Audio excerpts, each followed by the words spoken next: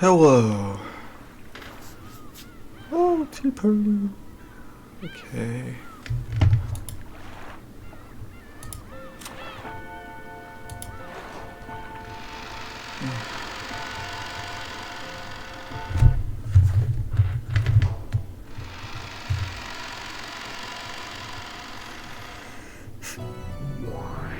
Erika、ドラノール。はい、我が主。お呼びですか？あなたたちは引き続きこのかけらにとどまり、残る第1から第4のゲームすべてを解明しなさい。もはや魔女幻想を主張する哀れな仮初め魔女は存在しない。むき出しの真実を徹底的に暴いてやりなさい。お任せを、我が主。このフルドエリカに解けぬ謎はありません。当然よ。それでこそ私の駒、私の分身だわ。Burncastle wore a massive and horrible smile, which Erika shared. Beatrice's illusion of the witch would disappear, and the results in all of the previous games would be painted over.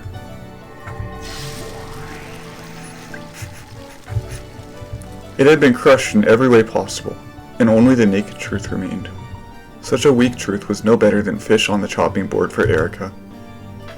過去の4つのゲームはすべて夏日の犯行とそのイレギュラーで説明可能です。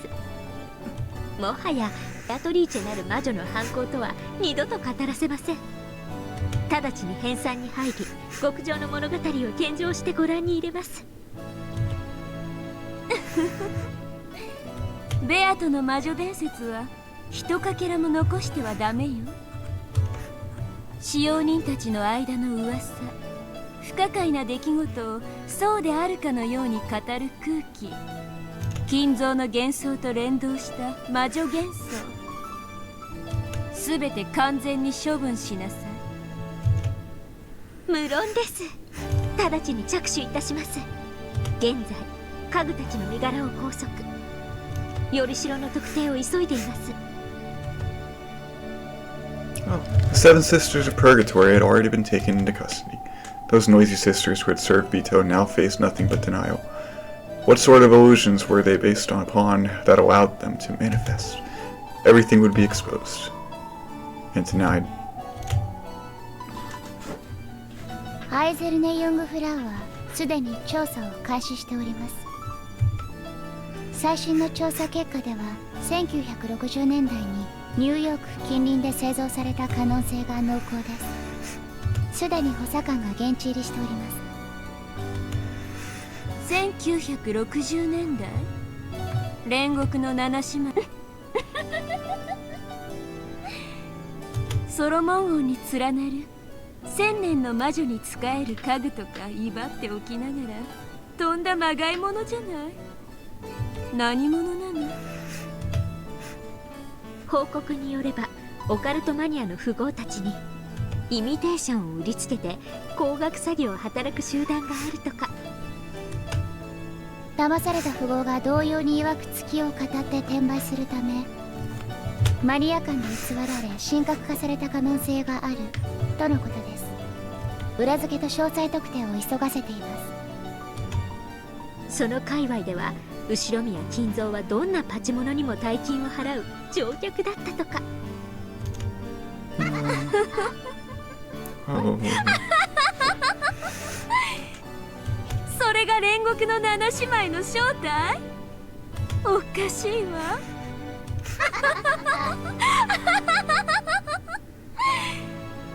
ベアとの魔女幻想らしいとんだまがいものだわ。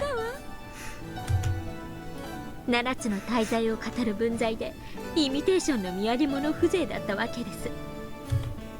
まあ私も初めて見た時からいかがわしい見やり物屋で売ってる文鎮に過ぎないとは思ってたわけですが。文鎮。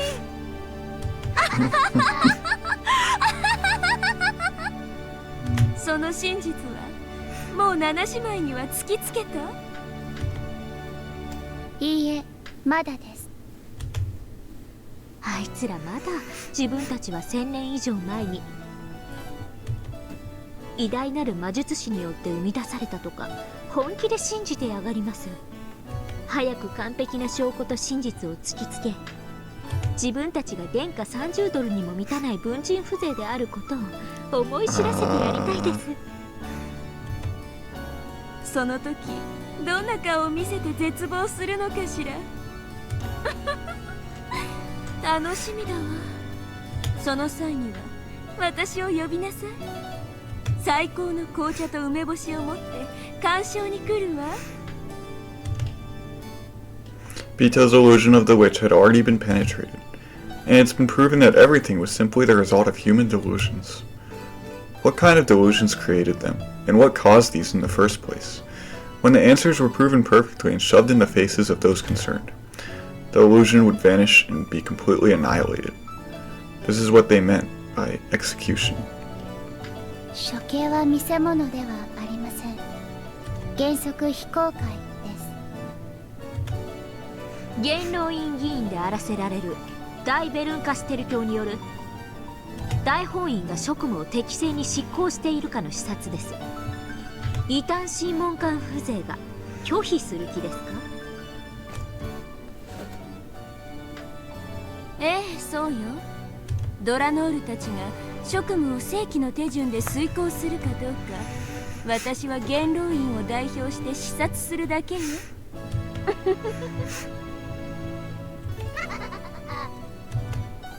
ワルギリア、ロノウェ、ガープたちも現在拘束へ向けて準備中です。シエスタ姉妹子の得体が捜索に当たっています。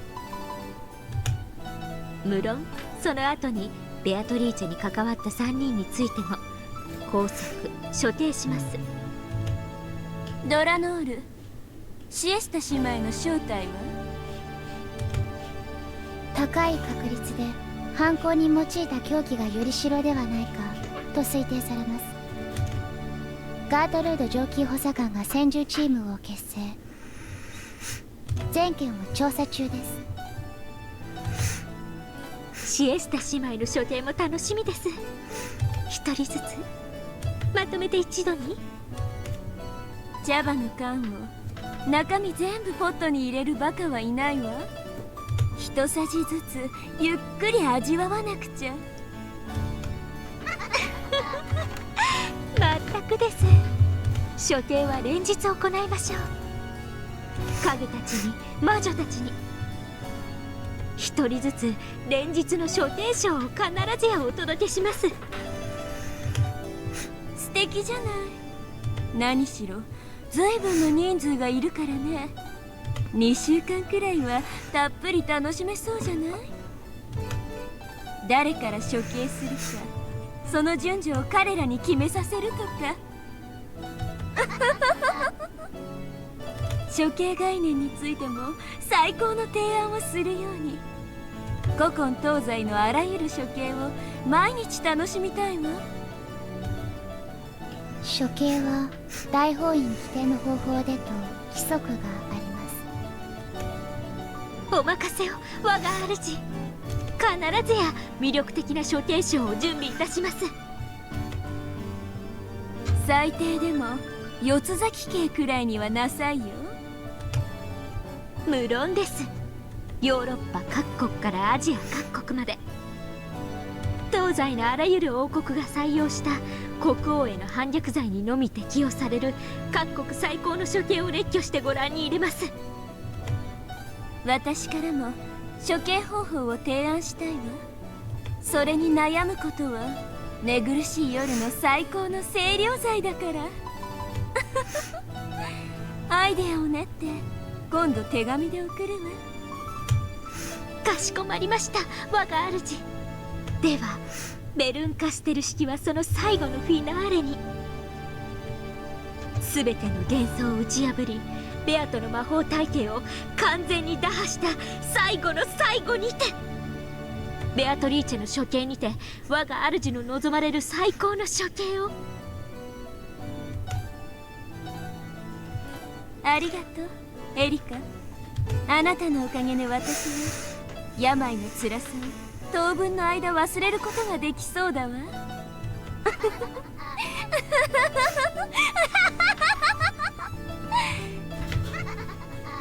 あなたは最高だわ。私の駒、私の分身、そして私の可愛い娘。もったいないお言葉です、若主。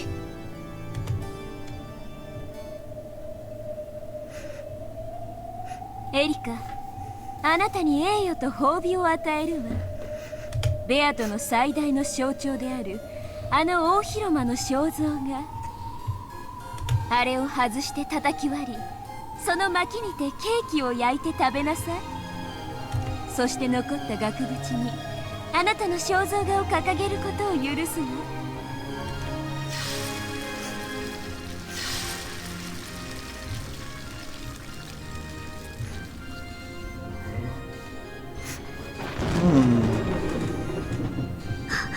ありがとうございます。最高の栄誉です。ベアトリーチェの名前と痕跡のすべての抹殺、抹消、それがすべて終わるまでの間、あなたにこの閉じられた六軒島の主となることを命じるわ。奇跡の魔女ベルンカステルの名において、その日まであなたに魔女の位を与えることを宣言するわ。これよりあなたは真実の魔女エリカを名乗りなさい。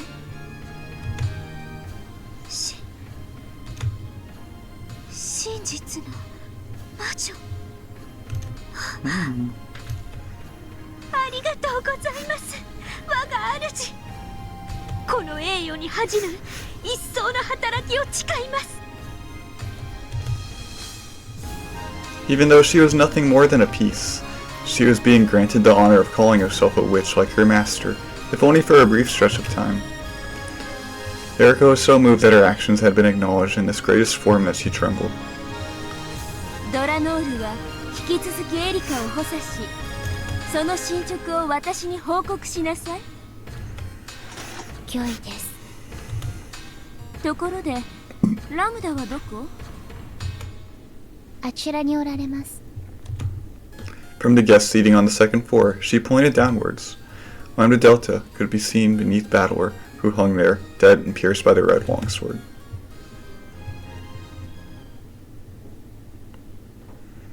後ろ宮バトラか。面白い男だったわ。そしてもっと面白くなれたかもしれないのに。残念ね。見事な死に様じゃない。エリカ、このバトラの亡骸は屋敷の大広間に飾るといいわ。次に私がこの桜に訪れるときは私をその前で迎えなさい。かしこまりました、我が主。愚かなる男の姿を永遠に主の勝利の記念碑といたします。それは素敵ね。洒落てるわ。漆喰で塗り固めて美しい純白の石像にするといい。可愛らしくデコなんかもしてくれちゃったら最高ね。はい、ラムダデルタ卿、ご期待に添えるよう努力します。おめでとう、魔女就任。一時的なものであれ、私はあなたを友人として迎えるわ。Erika was so overcome with emotion that tears came to her eyes, because for a piece, no greater pleasure exists than having your work acknowledged by your master. 最後にはベアトも剥製にしてやりたいわ。そして大広間に高々と飾ってやるの。白樺ご飯？人間狩りの伯爵よ。私魔女じゃなかった頃にあれを読んで、永遠の命を得た人間ってどうしてここまで残忍になれるんだろうって不思議に思ったことがあるわ。あの時の私は正直共感できなかった。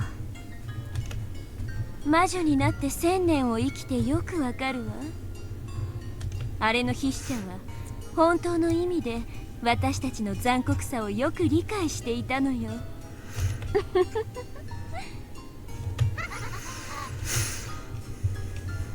次はどこへ行く？どうせ旅立ちはお互い背中を向けてでしょ？あなたに退屈をしたくないからよ。ありがとうベル。でも私はきっと100を数えたらまたあなたを探し始めるわよ。退屈させない子ね。だから好きよ。愛してるわ。またどこかで会いましょう。もっとも100年先か1000年先か未来永劫再会しないかもわからないけれど。大丈夫よ。愛し合う二人にかけらの海は狭いわ。第三の男？天井桟敷だってば。あの星空のように輝く無数のかけらを一つ砕くたびに一晩は退屈の毒から解放されると分かったら、お前だって星の数を数えてみたくなる。うまいうまい。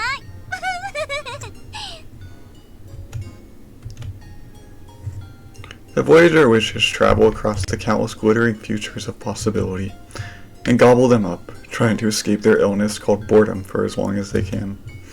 The tiny, tiny fragment created by the human known as Beatrice had now been gobbled up by the two witches, and had lost its glitter. The two who had earlier called themselves rivals in front of Bito now stopped that charade and laughed together playfully. エリカ、新しきこのかけらの支配者、あなたが真実を紡ぎ、この世界の終焉までの物語を描きなさい。次は第6のゲームだっけ？はい、第6のゲームです。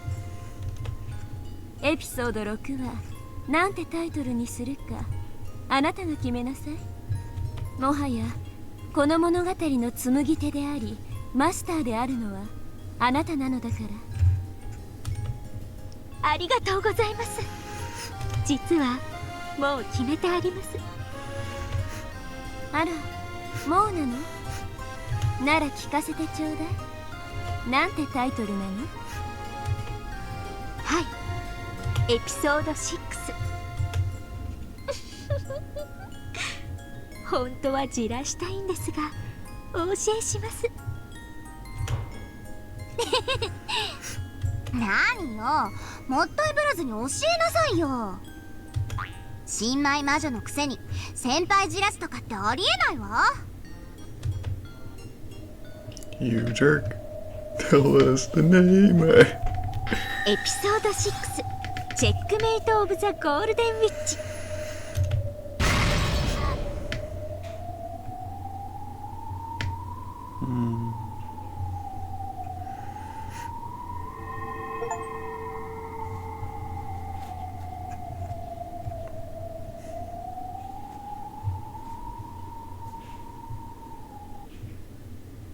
Pick me.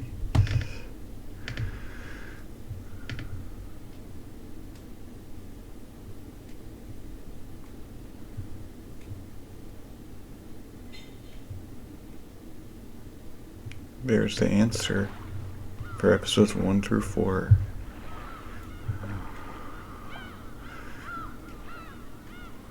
Okay.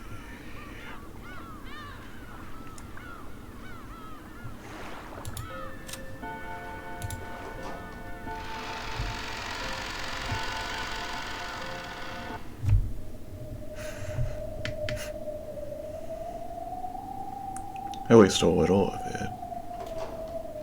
It was really all Natsu. In a cathedral devoid of people, a figure could be seen still staring up at the heavens, its chest pierced with a long red sword that pinned in place to the ground. That figure was Battler. Ironically, it looked just like what he'd done to Bito with blue wedges in the 4th game.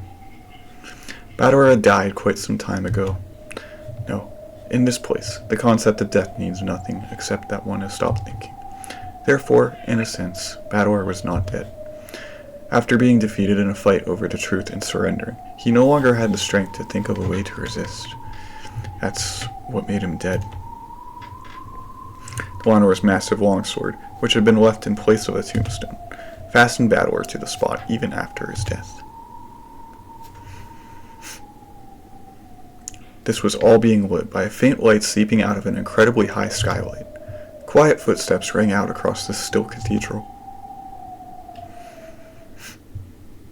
From the darkness behind a pillar, a woman slowly stepped forward. It was Beatrice.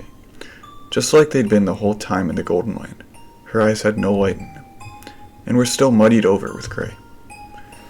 This person was once unable to even drink black tea to her satisfaction by her own will. But though it was slow, and though there was no life in her eyes, she was, surprisingly, walking. Then, with slow, deliberate steps, she reached Bador, who was still dead, pierced through. Then, she slowly touched Bador. She tugged on his sleeve. However, Bador showed no reaction when she realized that it wasn't sleep, but death. The witch with the hopeless gaze let her head hang even lower. Then, she quietly whispered, "Uso tsuki."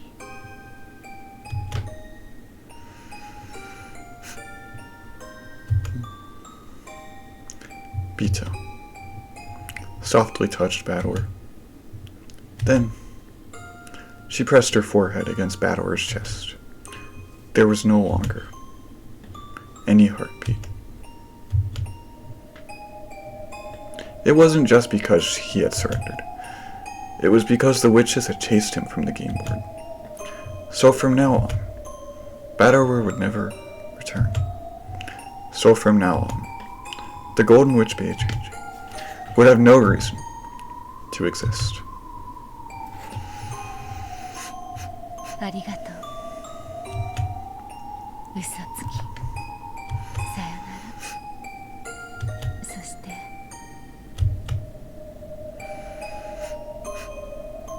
ごめんね。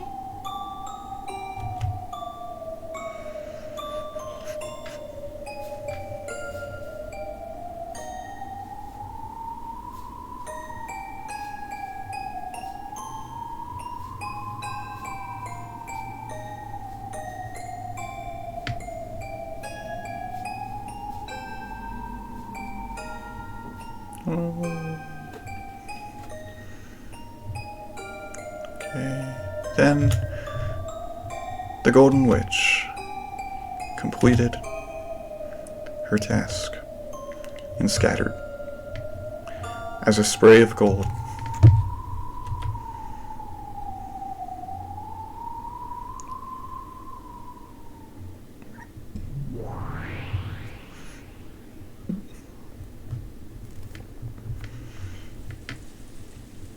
Sayonara. In the Golden Land, the gray rain gently continued to fall.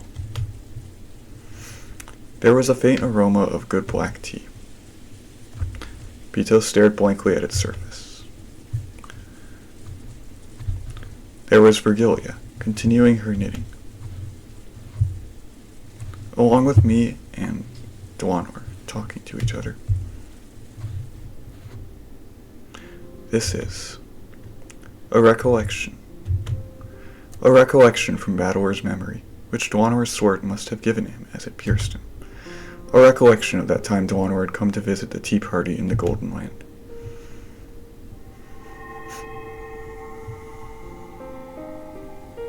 Watashi mo onaji desu. 次に太刀を交えるときは遅れは取りません。上等だ。相手してやるぜ。全力で来い。約束します。全力です。Delanor, I'd thought she was an emotionless killer doll without a heart. But maybe she actually is pretty approachable. Though of course, neither of us will show any mercy when fighting over the game board. For a while, we gazed at the rain-drenched rose garden as we quietly enjoyed our tea. しかし恐ろしいもんだな、お前の戦い方は。ノックス実会だったっけか。ミステリーのお約束ってやつだろ。はい、我が父が考案した戒律です。隠し扉は存在してはならない。ノックス第3条だっけか。だから探偵は隠し扉を探す必要さえないわけだ。なかなかの暴論だな。Berncastle said it herself. She said that because they were forbidden by Noxus III. Even searching for hidden doors was a waste of time. I'd like to counter that by saying it probably isn't so uncommon for a rich family's mansion to have a hidden door or two built into it. But apparently, that sort of rule works perfectly well in the mystery genre. By the way, there exist many wonderful mysteries in which hidden doors appear, and where hidden doors are the theme. Of course, this is limited to novels which have the premise that hidden doors exist. If that premise doesn't exist, hidden doors must not exist. So because that premise doesn't exist, there is no need to search for hidden doors. I think that's probably the essence of her ridiculous argument. It's like the detective trying to expose the truth, and the illusion trying to confuse it with a mixture of truth and lies, are getting blended together, leading to a bizarre form of argument similar to a devil's proof. Making a closed-room murder seem to be accomplished by a witch with magic is fantasy. Exposing that it was a human's crime done with tricks is anti-fantasy. Examining all possibilities to expose the nature of those tricks is mystery. But is it also mystery to claim that possibilities with no hints supporting them are unworthy of investigation? Let's say a hidden door is hidden in a way that there would be no clues. Would claiming that a hidden door therefore exists, even though a detective couldn't find it, be anti-mystery? That's enough of that. This argument is too far of a digression from the riddles I'm actually supposed to be solving. My fight is very simple. I'm only fighting to explain how it was possible for a human to carry out these crimes that were supposedly carried out by a witch. This whole discussion about mystery and anti doesn't serve any purpose. That's why I didn't have any particular interest regarding these rules known as the Nox Decalogue. ノクスはお嫌いですか？苦手だな。隠し扉の存在を調べもせずに全否定可能なんて悪魔の証明並みにうさんくせえな。ファンタジーの対極のはずなのになぜか同じ論法になっちまってる気がするぜ。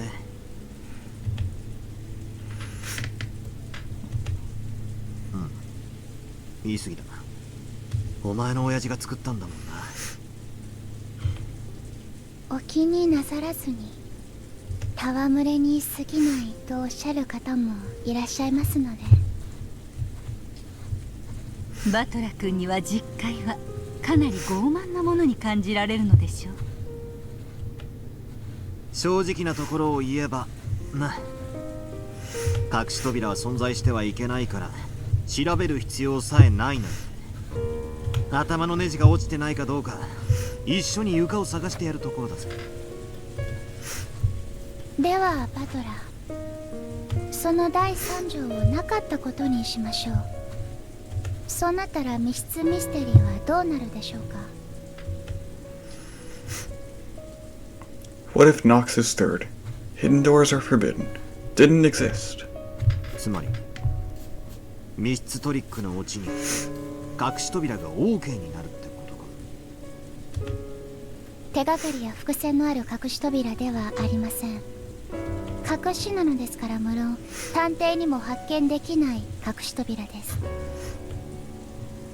バトラ君はよく悪魔の証明により発見できない X の存在を仮定して戦いますね。つまりはそういうことですよ。最悪だな。密室ミステリーが読み物として破綻しちまう。and if it were no longer worth anyone's time, it would cease to exist. No one would want to try solving the riddle from the beginning, not if they knew the answer might just be an unforeseeable hidden door.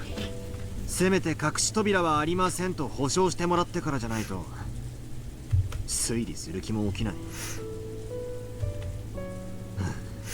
なるほど。ノックス第3条は必要だな。それがなけりゃ密室ミステリーは読み物にもなりゃしねえ。推理する気も起きないとはつまりどういうことですか？つまり読む気もしねえってことだな。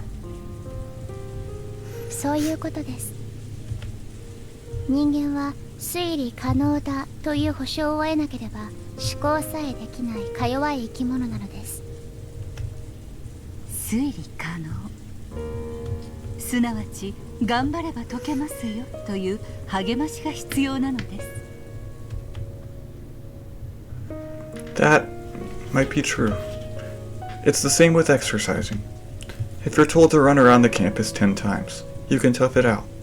However, if you don't know how many times you're supposed to run around it, you'd probably get tired out before you made it around 3 times. The same thing goes for thinking and reasoning. Humans view a problem differently depending on whether or not it's guaranteed to be solvable. 推理小説で探偵が犯人が分かったと宣言するシーンがあるでしょ。あれはつまりそこまでの文章で手がかりは全て記したから。読者諸君、どうぞ推理をしてくださいという合図なのですよ。へえ、単なるお約束のセリフかと思ってたが、そんな意味があったんだな。意地悪に言うと、探偵がそう宣言しない限り、どんなにミステリーを愛する推理自慢の読者であっても推理をする気力は生じないということです。過去のゲームにおけるあなたもそうではありませんでしたか？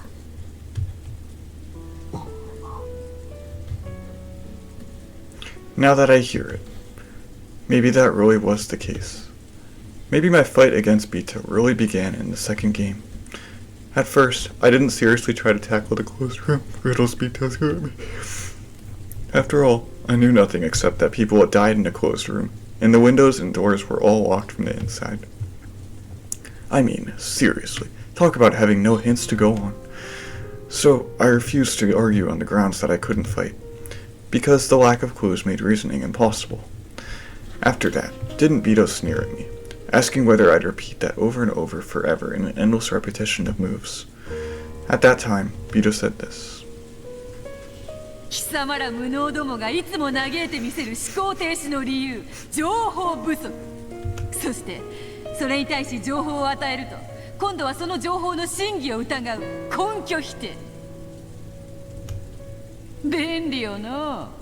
無能を棚上げする実に小気味よい言葉よ。Then, she said she'd give me certain information that couldn't be denied, and created the rule called the Red Truth. Once we reached that point, the curtain finally rose on my battle with Beto. 俺はベアトにこの物語は挑めば解けるという保証をもらって初めて同じ土俵に上がったというわけか。ベアトリーチェ、不思議な方です。謎こそが魔女の住まう狭間なのに、自らその謎を暴くことのできる赤き真実をあなたに与え始めたのですね。You could say the red truth is a hint Beto gives me, so that I can compete in this war of reasoning. Like candy. Because I've been given hints. It's like she's saying, try and solve it, for it can be solved. An enigma, it would be unenigma, right? An enigma that's guaranteed to be solvable. Can't be called a true enigma. これではまるでベアト自身が自分は本当は魔女じゃないって自分で認めてるようなものじゃないか。おやおや、確かにそうなりますね。本当におかしな子です。Beato gave no answer.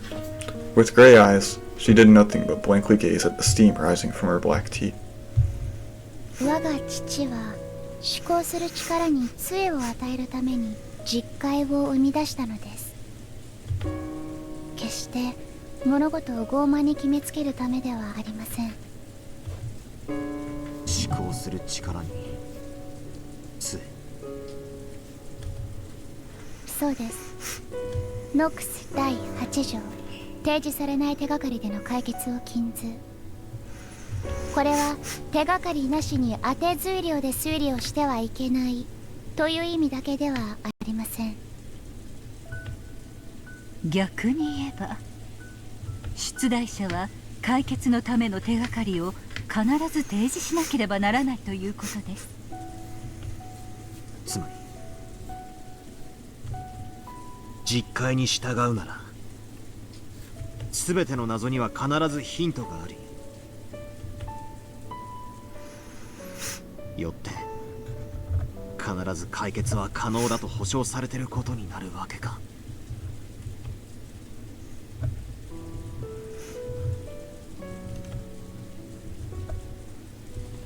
I see. So this is what they mean by a crutch for the power of thinking. If you can believe that it's solvable, you start wanting to have a go at those riddles. If you're capable of believing that hints do exist, you get fired up about rereading the story to search for them. 確かに推理しようとする人間にとって勇気を与える力はあるかもしれないな。ノックス実戒はミステリーの出題者に課す制限と思われがちですが、読み手にとっても大切なものなのです。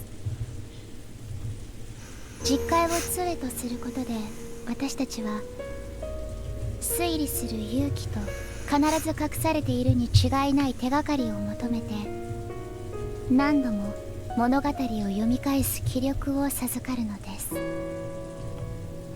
硬くて開かないジャム瓶の蓋みたいだな。母さんがよく言ってたぜ。開かないと思ってるといくら頑張っても開かないって。スポーツにもそういうのあるよな。必ず自分は成し遂げられるという強いイメージがあるのとないのでは記録に大きく差が出るというし。 In that case, the Nox Decalogue isn't really a set of arrogant and strict restrictions. You can also see it as a way to encourage readers who are trying to solve the mystery, by telling them to give it their all, since it's definitely solvable. 面白い解釈だ。しかし世の中の推理小説全てが必ず実戒を守ってるわけでもないと聞いたぜ。そういう作品にぶち当たった時騙されたってことにはならないのかよ。実戒もまた解釈の一つに過ぎず、全てのミステリーに適用できるものではありません。父の原理主義者の方々は実戒を破った作品を異端と呼んで激しく糾弾される方もいらっしゃるようですが、 There's no end of arguments like this in the mystery world. Was this or that famous detective novel really a fair mystery? In other words, one that followed Nox's Decalogue. That sort of argument is already an eternal theme of the mystery world. In fact, in mystery discussions, arguments like these sometimes become even more heated than discussion of the actual tricks. そりゃ糾弾したくもなるだろうな。実戒に従い解けると信じて挑んで、実は解けるようにできてませんでしたってオチだったらさぞや悔しくて仕方ないだろう。 That's right. When fighting with the Decalogue, there's just one thing you want to guaranteed from the beginning. In other words, you want to guarantee that this detective novel will adhere to the Decalogue. If a work labels itself as an orthodox mystery, then you have nothing to worry about. However, the mystery genre contains many unorthodox subgenres within it. Does that mean trying to use reasoning in an unorthodox detective novel is a complete waste of time? それはそれで傲慢な気もするな。はい、私も父の実会をそのような傲慢の武器にされるのは非常に悲しいことです。お前は実会を武器にさっきベアトと戦ったわけだわ。それはつまりこのベアトのゲームの世界がノックス実会にのっとっているという証なのか。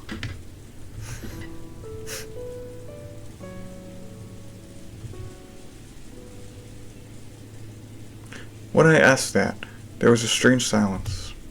Virgilia, Tawana, and of course, Bito. All remained silent for a while. Almost as though my question had touched at the core of something.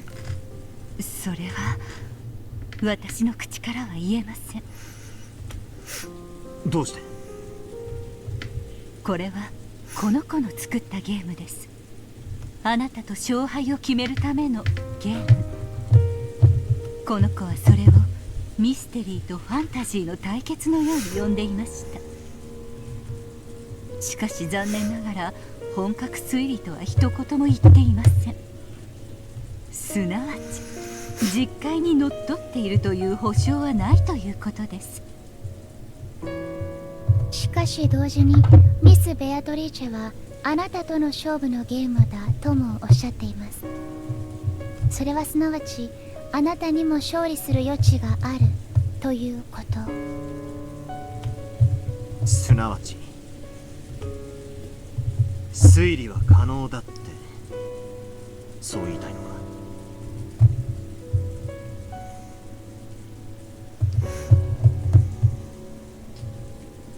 この子に言わせればおそらく推理は可能となるのでしょう。しかしこの子とバトラ君が送り手と受け手の関係であるように2人は異なる存在です。ベアトにとって推理可能なつもりで出題したものがあなたにとっても推理可能なものなのかは別の問題です。 For example, let's say we propose a simple riddle that any Japanese person would know. However, if the person we're telling this riddle to is a foreigner with a Japanese-English dictionary in their hand, it might be almost impossible to solve. In other words, it's possible to have a one-sided solvable problem, which might be easy for the questioner, but extremely difficult for the person trying to solve it. By the way, do you know of the foreign riddle? Why do dragons sleep all day? The answer is to battle the night. It's a riddle from the English realm, so it might be a little tough for a Japanese person. だからこそ私はこの物語がバトラ君に絶対に解けるものだと約束することができません。しかしこれだけは約束できます。赤き真実でそれを保証します。なんだ？ベアトはあなたに解いてほしいと願って解けるようにこのゲームをこの物語の謎を生み出しました。それだけは私が赤き真実で保証します。 It was the one guarantee that all those who try to use reasoning desire. その答えが我が父の実会にのっとり導き出せるものかは分かりません。しかし、バトラが悩み苦しみ推理の指針を求める時にもしも思い出したなら我が実会も試してみてください。再び挑む勇気とひょっとすると何か新しい発見を与えてくれるかもしれません。ありがとうよ。心底行き詰まったらお前の戦い方も参考にしてみるぜ。いいのかよ、敵に塩を送っちまってお気になされずに、手土産も持たずに訪れた茶会です。茶花の代わりとなったなら幸いです。それに私と再び相まみえたなら、そんな悠長なことを言っている暇はおそらくないでしょうから。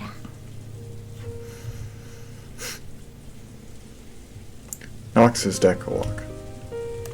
And Virgilia's Red Truth. ベアとは俺に解いてほしいと願って解けるようにこのゲームの謎を生み出した。 In other words, Beato wants me to be capable of solving it.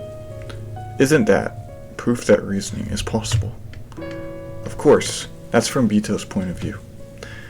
And it doesn't necessarily mean that reasoning is possible for me. Compared to before now, when I didn't even know whether reasoning was possible or not, that one line might give me a great deal of courage.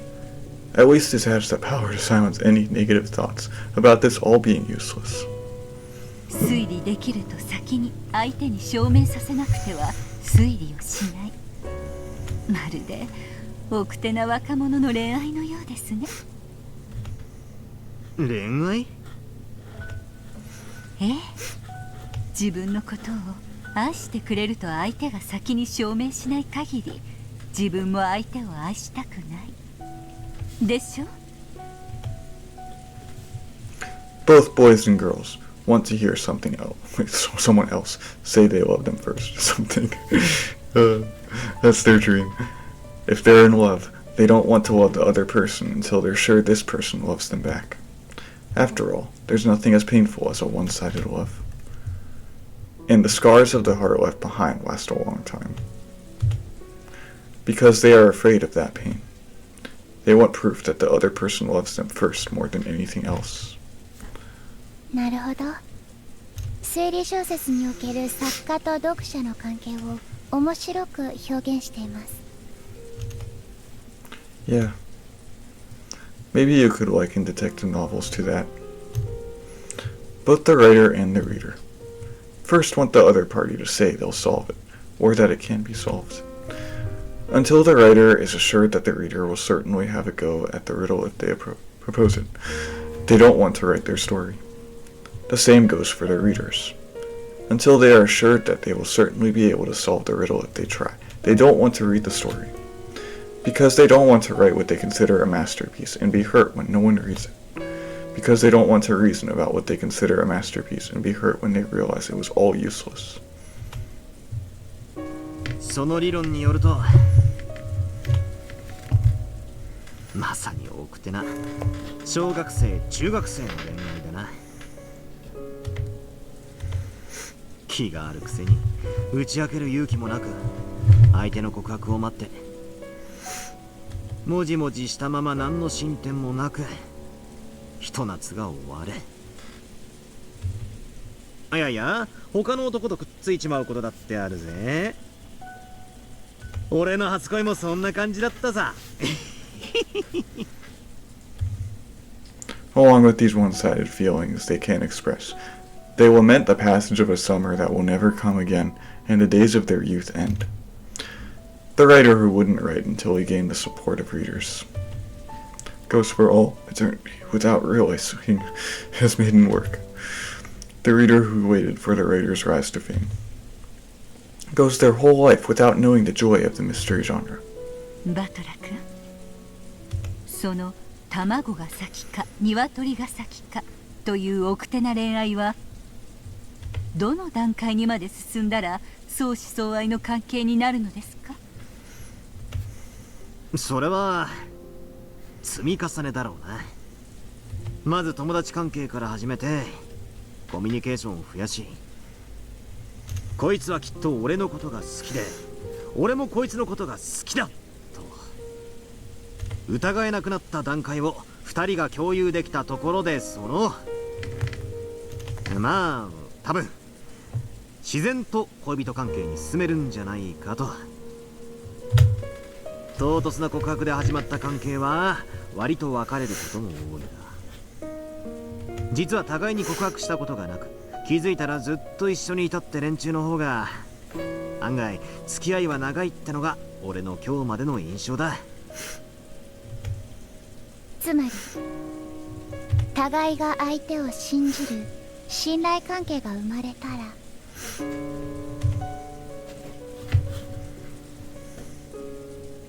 ということですね。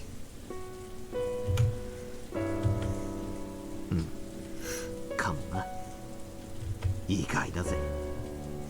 ミステリーってのは作家と読者のバトルだと思ってたんだが、実はそうじゃないのか。ええ、互いが信頼し合った上でしか成立しない愛ある関係なのですよ。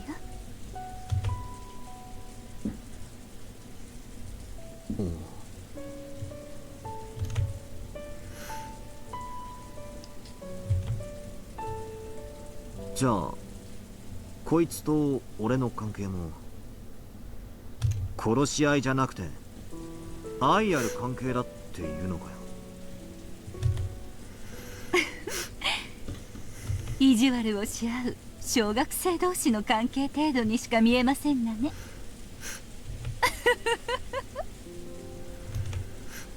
Virgilia joked at us in a middle-aged woman sort of way.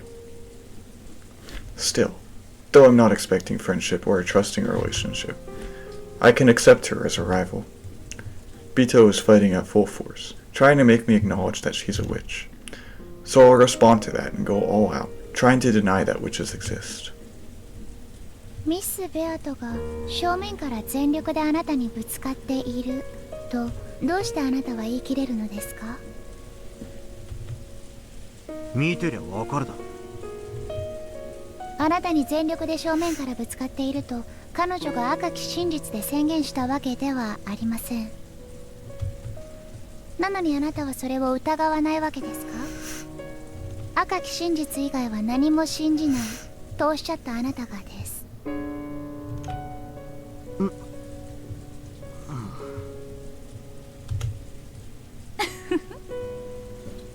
バトラ君の言うところのコミュニケーションが増え、互いの関係が疑えなくなった段階というものに違いないですね。Virgilia and Duanor giggled together. One guy, multiple women, and the topic is love. Wait a sec. Isn't this the worst possible formation for getting made fun of? When I tried to bring back a proper mood for a tea party in the rainy golden land by clumsily searching for a more noble subject, Virgilia saw right through me and laughed. Even amidst this, Beato kept looking downwards with those gray eyes. Beato kept looking downwards with those gray eyes, staring into her black tea.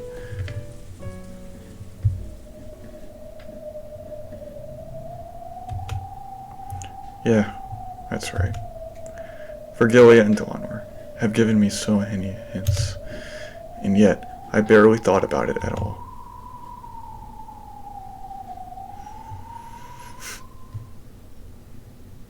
By now, it's all too late. Let me think. Now that everything is too late already, and I've got an endless amount of time on my hands, let me think. One more time. Let me think about the red truth Virgilia gave me, and the crutch of the Decalogue that Duanor lent me. With the red truth, Virgilia guaranteed that at the very least, Beato left enough room in his tale for me to achieve victory. That red truth guarantee will once again give me the power to start my heart beating. And there's the crutch of the Decalogue, which Duanor lent me. Duanor herself warned me in the beginning that the Decalogue isn't so almighty that it can solve all riddles. However, she said something about how it could be used as a method to solve.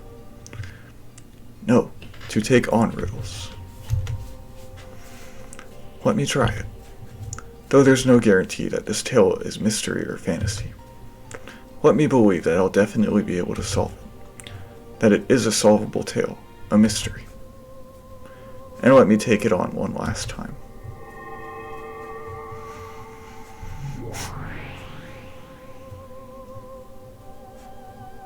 When I came to, I was suddenly in that strange tea room where I'd often argued furiously with Bito from across the table. Of course, Bito was nowhere to be found. It was just me, isolated and alone. That's okay. Even so, I won't stop thinking. Okay then. What were Nox's commandments again? I'm sure Delanour explained most of them when slamming me with them. Of course, even I recall them vaguely. What was the first one again? 謹んで申し上げる。ノックス第1条。犯人は物語当初の登場人物以外を禁ず。When I muttered about what the first one was, as if answering my question, Delanour's subordinate appeared. Without bothering with an unnecessary hello, she told me nothing more or less than what I wanted to know. そうだったな。第1条。犯人は物語の最初から登場している人物でなければならない。In other words, the culprit must have already appeared, as early as the first game. True, that's the most basic of basics in the mystery genre. A classic assumption. A classic assumption. And I really been keeping to that assumption. With each new game, the number of people in this tale keeps increasing. That violates the closed circle rule. By that point, everything gets screwed up. Did I give up on the inside?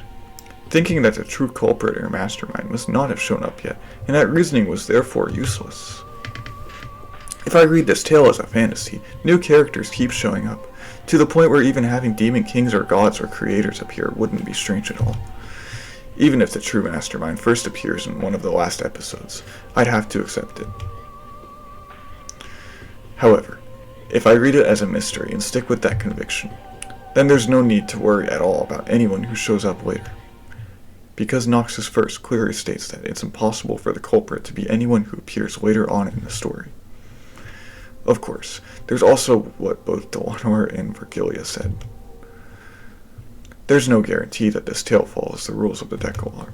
So of course, I can't deny the possibility that the culprit first appeared in the second game or later. However, this is one way of thinking. This time, I'll forget about the devil's proof completely, and try to borrow the power of the Decalogue in my thinking. After all, I've already said myself that I won't be able to reach the truth without a multi-angled outlook. なら、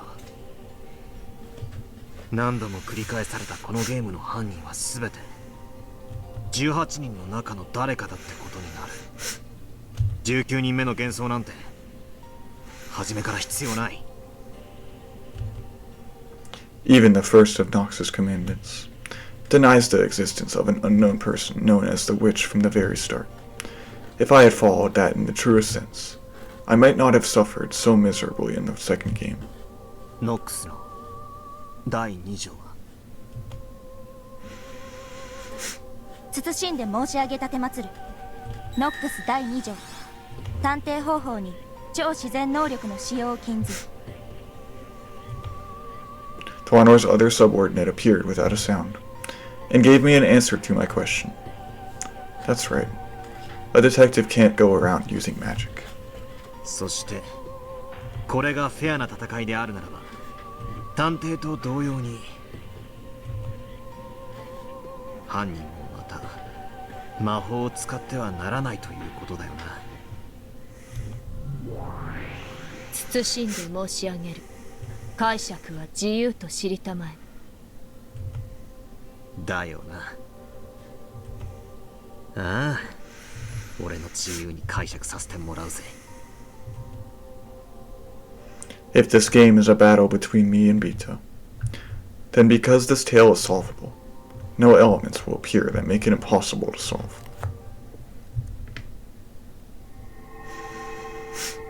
In other words, things like magic mustn't appear.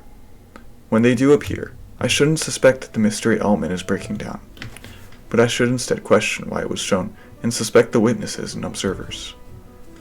That's right. That was Bito's greatest weapon in the second game. Depictions of magic, which couldn't exist in a mystery, By showing me that, she forced me to think that this tale wasn't a mystery, and therefore, that reasoning was impossible. So I surrendered. However, if I had believed unshakably that it was a mystery, it would have been completely obvious to doubt the witnesses who claimed to have seen magic. Also, at the end of the first game, it was revealed that this tale was passed on to people in the future by that message bot. Someone had written about this crime, this tale. In other words, this entire tale is a world that includes the personal opinions of an observer, namely, the person who wrote that message in a bottle. In other words, the observer isn't God. It's a human. Therefore, there's no guarantee that this description is truly impartial. By the end of the first game, it was already clear that we've broken the constant premise of the mystery genre, that the story itself must be seen through the eyes of God. For that reason, it's possible to doubt even the observer as well as the witnesses. If I could have doubted this much, then no matter how many seemingly unsolvable displays of magic appeared, I wouldn't have had to blindly accept them and give up. However, that begs the question, is it even possible to solve a tale written by an observer who isn't impartial? If I get obsessed with this, all my reasoning will end here. However, I had to believe that Bito was trying to fight me through this tale. Because it's a fight, that means I've been given a chance of winning. By giving me that, doesn't that mean that reasoning is possible?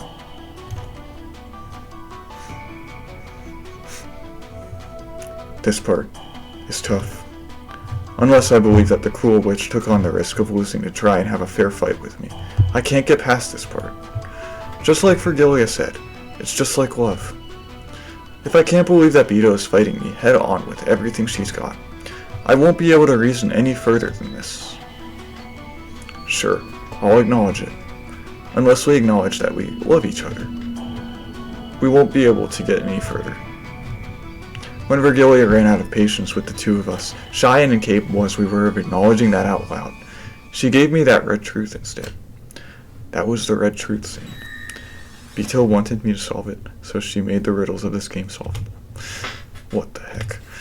It's like Sato-chan in Class A says he likes you. Like hearing a love confession via a friend. I really am. Pitiful. Reasoning is love. If we don't love each other, the reasoning won't start. In that case, how can we say that we love each other? If you think you can solve it, just you try. You're incompetent, like heck you can solve it. Yeah, according to George and Nikki, people like that are called tsundere. That brutal witch is finally starting to look a bit cute. If I meet her again, I want to try saying, "You're such a tsundere," if I meet her again, somewhere.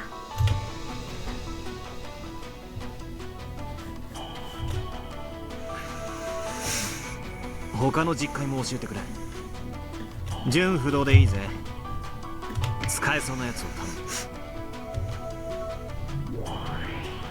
んで申し上げる。ノックス第8条。提示されない手がかりでの解決を禁ず。謹んで申し上げる。ノックス第6条。探偵方法に偶然と第6巻の使用を禁ず。It must not be solved with clues that aren't presented, and it must not be solved by relying on accident or coincidence. If this tale is made to be solvable, we can read this the opposite way. In other words, clues must be prepared so that the case can be solved, and it has to be made in a way that it can be solved without relying on coincidence. If I can believe that Bito is challenging me to a fair game where reasoning is possible, then I can be sure of that. In other words, Bito has already left me clues, hints, and messages in this tale. It isn't from the Decalogue, but Erika or someone said this. There are 3 riddles to be exposed in a mystery. One is the whodunit. Who is the culprit? One is the howdunit. How did they commit the crime? One is the whydunit. Why did they commit the crime? All of this means that clues related to these 3 riddles are already present inside this tale. No, strictly speaking, it's like this. Because she wanted me to solve these 3 riddles, Bito scattered hints about, though whether I'm capable of catching those or not is another matter. Even if you think a riddle you propose is easy, it might be difficult for the person trying to solve it. In that case, it's only natural that there will be a difference in how difficult each person finds it. Therefore, as Bito goes through each successive game, she watches me closely, and tweaks the game as needed to get a good arrangement. When Bito realized that I had completely surrendered in the second game because it was too hard, she secretly worried. If I surrendered and lost the will to fight, the game would no longer remain on an even footing. Therefore, in order to make me regain my will to fight, from the third game onwards, she set things up in a way that made it easier for me, giving me tips on how to fight and a few hints. Virgilia and Renove obviously appeared so that they could help me.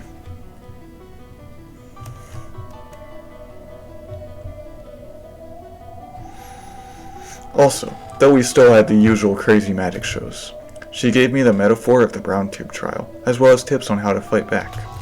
I finally understood how to fight. And most likely, at the end of the fourth game, Bito managed to have an all-out showdown with me that she had probably wanted.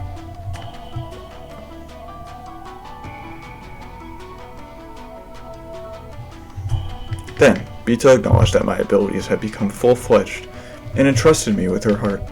Entrusted me with explaining this tale, didn't she? In that case, it was really dumb of me to boycott most of the fifth game, just because I was so disgusted with those two witches. It doesn't matter who the game master is. All I need is to search for the truth in Bito's game. On the contrary, I should probably thank those two witches just a little for continuing the game in Bito's place, now that she's gone and left everything to me. Of course, I doubt those evil witches were trying to do anything of the sort. Culprit, crime, motive. The answers to those three ultimate riddles. The hints must be scattered throughout the previously shown tales. It's probably a very faint light, like trying to find beads that have fallen onto a sandy beach. They're definitely there. However, they're so faint that unless I believe strongly, there's no way I'll be able to find them. 金家謹んで申し上げる。なんだ。物語を遡りたまえ。今の汝には真実のか弱き光を見逃さぬ目を与えられていると知れ。今こそ物語を。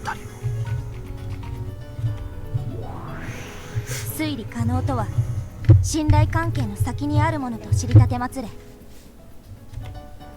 ああ、知ってるぜ。いや、今ようやく気づいたかもしれない。It's something that's been repeated over and over again throughout the tale. Persistently so. 愛がなければ真実は見えない。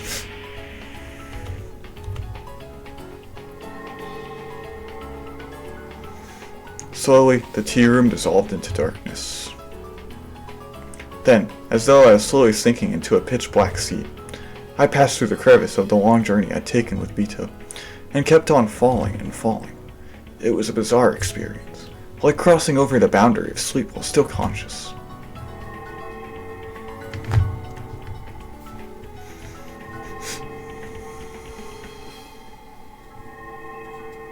The several tales before became faint bubbles. No, were they small shining fragments? And were scattered like stars amidst a pitch-black sky. I kept sinking on and on, into that sea.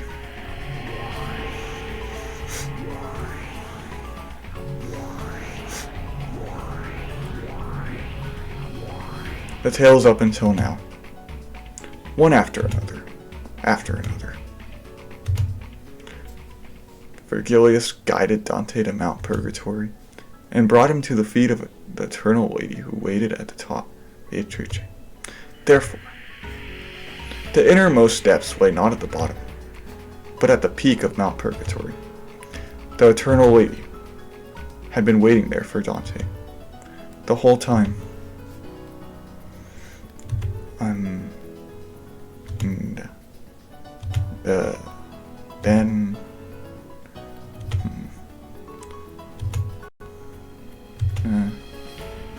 I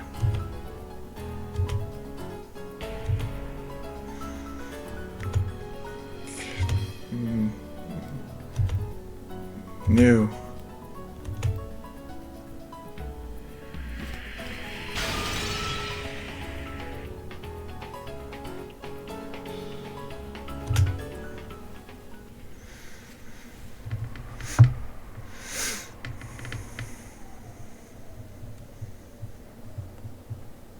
I finally reached the truth. To the depths, no, to the peak of Mount Purgatory. Idiot, you really are an idiot.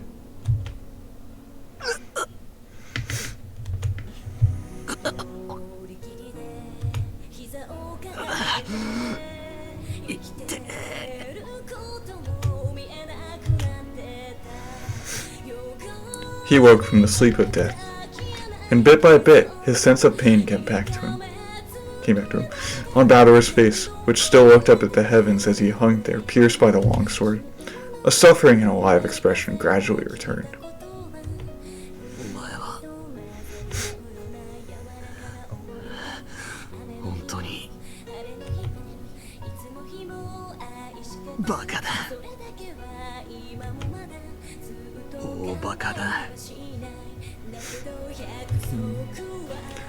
Balor noticed. This whole time, Beato had been snuggling up against him, sleeping. And when he held her, he knew that it was not Beato, but her crumbling remains.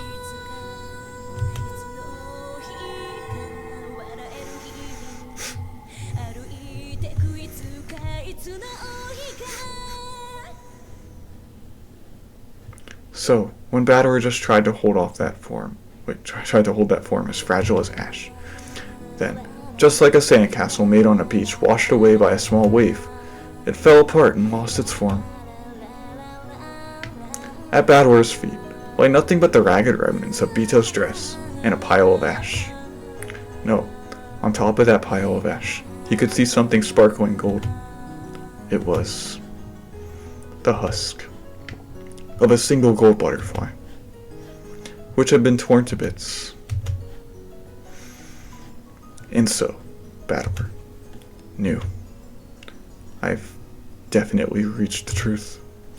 However, I wasn't able to do it, while Beato still remained in this world. Beato.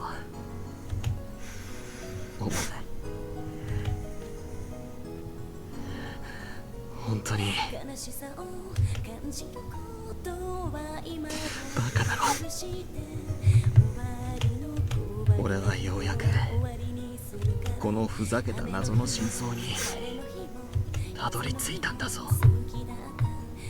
お前のお望み通りにくじけずにとうとう最後までたどり着いたのに。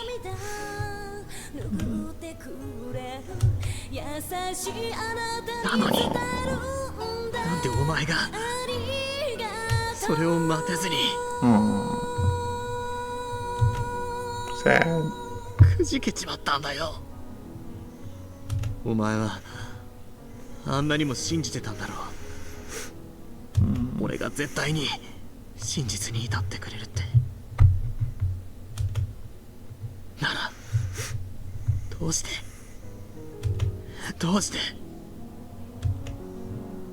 それを俺と一緒に信じて待てなかったんだよ。永遠の拷問を強いていたのはお前じゃない、俺だ。俺がお前に過酷な拷問を強いた。そしてお前は最後まで抗い俺に訴え続け、そして俺はようやく岩になってたどり着いたってのに、お前はもう待ってなくて手遅れになっちまったなんて。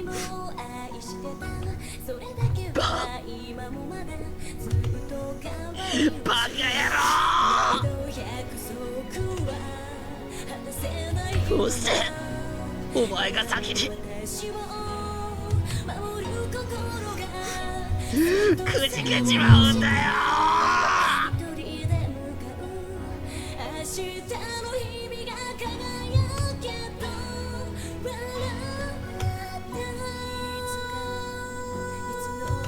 It's my fault. I forced her to endure this torture. In fact, she's been doing a wonderful job sticking through it for so long. Over and over and over again, you kept on protesting to me. And because I was so incompetent, it was as though I couldn't understand the truth. バカ野郎。バカ野郎。お前の謎はさ、ひねりすぎなんだよ。どうしてもっと簡単に言えねえんだよ。バカ野郎。Oh.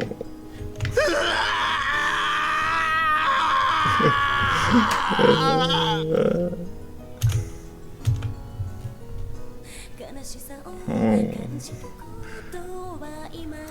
Hurts. A scream of pain filled the sad cathedral. The sad witch who wasn't able to communicate the truth to Bador. The sad man who wasn't able to understand the witch's truth.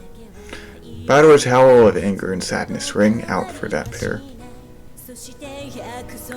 The clock hung in the cathedral tower showed that it was 24 o'clock on October 5th, 1986. Time was up. For everything. You're kidding me. Don't set something like a time limit on this difficult riddle you're so proud of. いいや。わかるぜ。それほどのわずかな奇跡の中に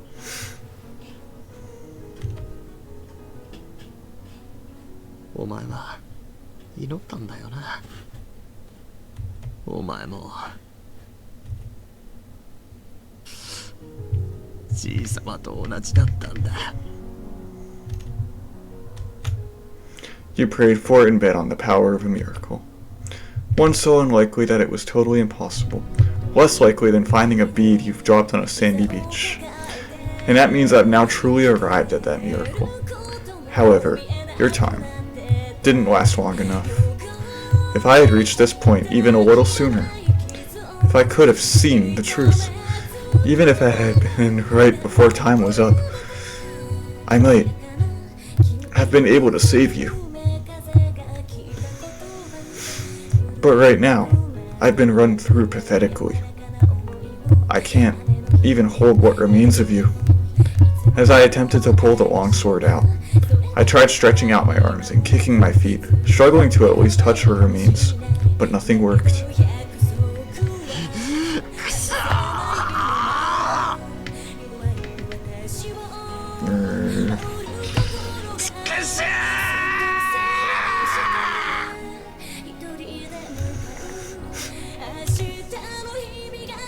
At that time, I noticed a golden glint on the palm of my hand.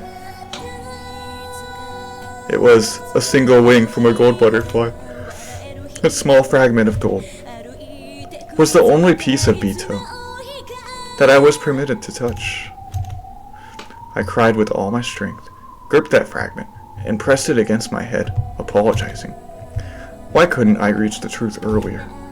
Then I pressed it to my chest, promising that even now, I would never again lose the truth. When I pressed my hand against my chest, the sword piercing my chest cut my wrist, and blood dribbled out. That blood spread throughout my fist, and it must have soaked that gold fragment with my red blood. It must have been the only way of telling her that I'd found the truth she'd wanted me to know about. I clutched the wing of the gold butterfly with my freshly bleeding hand and pressed it against the red sword that pierced me. At this point, Ushirimi, a battler, knows, and he understands. He's found this tale's everything.